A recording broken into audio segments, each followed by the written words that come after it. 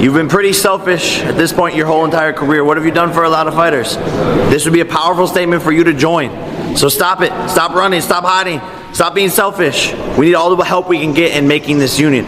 Conor McGregor. Jake Paul, the undisputed king of cringe and shameless self-promotion, dropped yet another bombshell on December 29th, 2024, when he announced on Instagram that he's taking on Conor McGregor. Yes, Jake Paul, the YouTube reject-turned-boxer, thinks he's about to make sports history. What he is doing is dragging the already shaky reputation of boxing into the mud for yet another carnival act. Conor, you're saying the interest is low for the fight. The interest is low, and I don't know. I don't understand. Let's take a moment to appreciate the absurdity of this matchup. On one side, we have Jake Paul, the man whose boxing career exists purely because people enjoy watching him make a fool of himself.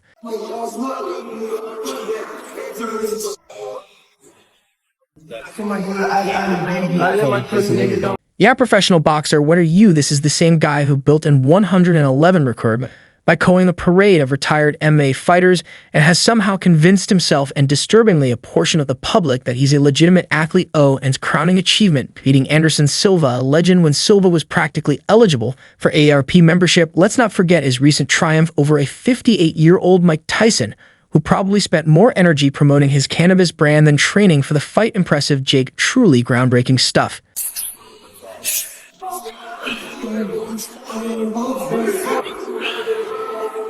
Now enter Conor McGregor, once a UFC trailblazer, now more of a walking whiskey ad than a fighter. Sure, McGregor was a two-division champ in the UFC a million years ago.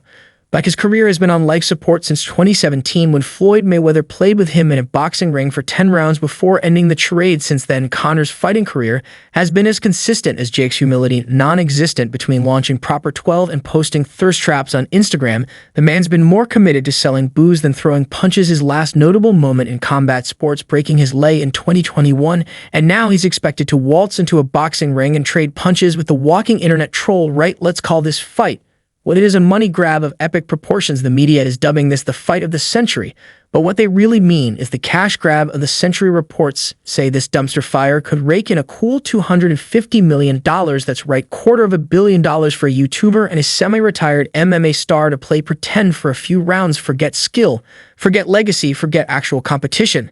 This is about who can stir up the most drama and sell the most pay-per-views. Boxing's new motto might as well be, why fight for glory when you can fight for clicks? What do you think about Conor tweeting still at like 3 a.m. like coked out? He sent shots at me and Ryan talking shit. It's crazy coming from Conor, who literally got out of the USADA pool to do legit steroids. And I was the biggest Conor fan for a long time. In the last couple weeks, ever since he sent that, I've been trying to hate him. I've been trying to be like, fuck you, Conor. I can't. I love. Oh, and let's not overlook the puppet master behind this circus, Indian billionaire Anna Ambani. He's footing the bill as part of a tourism campaign to promote India, because when you think visit India, your mind immediately goes to two rich guys swinging wildly at each other in a packed stadium. Right, the fight's set from Mumbai's Wankhede Stadium, a venue that holds 33,000 people but will actually cater to millions of suckers via pay-per-view.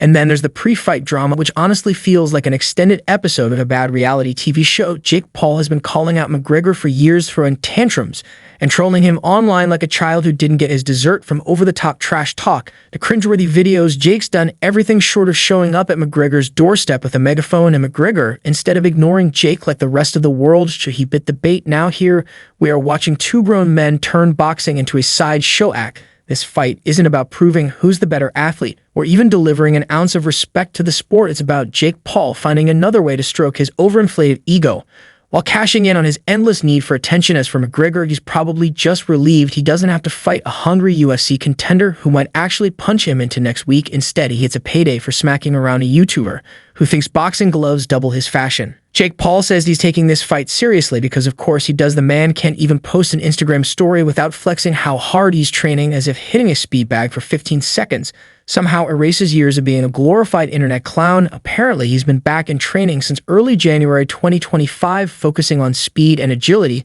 Sounds great on paper, right? Except we're talking about Jake Paul here, the same guy who thinks his workout montages make him the second coming of Muhammad Ali. Sure, he's got BJ Flores in his corner, a legit boxing coach, but let's not get ahead of ourselves. Having a decent trainer doesn't magically transform Jake into a skilled fighter. His real talent conning people into thinking he is an actual athlete while carefully avoiding anyone who might actually be a in insane shape. Man, I wish Conor wasn't doing these types of...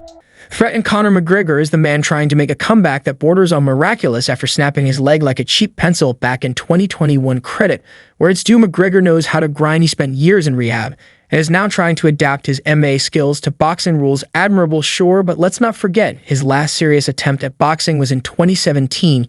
You know, the one where Floyd Mayweather toyed with him for 10 rounds before calling it a night. McGregor's been out of the boxing game for years, and while his determination is commendable, you have to wonder if his body can keep up with his ambitions. The guy's still got heart, but does he have the legs to back it up?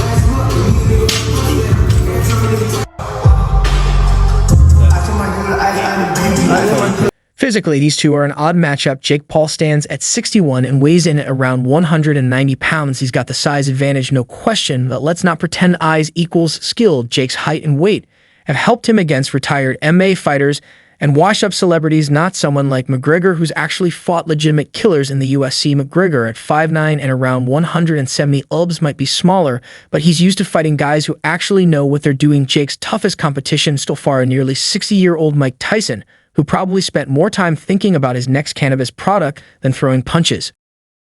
Let that sink in, and then we get to the betting odds. Jake Paul is actually favored to win at 175, with McGregor as the underdog at plus 155. Yes, you heard that right. The YouTuber turned fighter is favored over Conor freaking McGregor.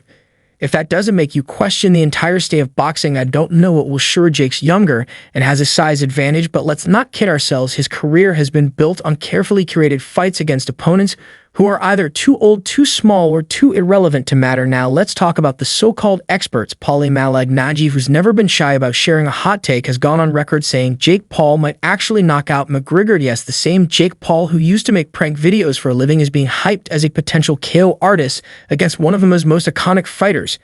If that doesn't make you cringe, nothing will. Meanwhile, Eddie Alvarez, a former UFC champ, has been quick to point out the logistical nightmare McGregor faces just to make this fight happen. UFC contracts are notoriously airtight, and Dana White isn't exactly known for letting his fighters run off to chase clout with a YouTuber. The fans, they're divided. As always, Jake's fanboys are busy hyping this up as the moment he finally proves he's legit. Meanwhile, McGregor's loyalists are just hoping to see Jake eat a well-deserved slice of humble pie. And then there's the rest of us rolling our eyes at what is clearly a glorified cash grab. Let's not pretend otherwise. This fight isn't happening because it makes sense in any kind of sporting context. It's happening because it's going to generate an obscene amount of money.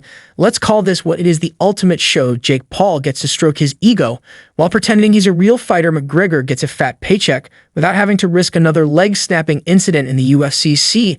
And the rest of us, we get to sit back and watch as boxing transforms further into a reality TV show. Whether Jake wins or McGregor pulls off a comeback, the only real victory here is the money. Because at the end of the day, this isn't about sport, it's about who can sell the most drama, and boy, do these two know how to sell it.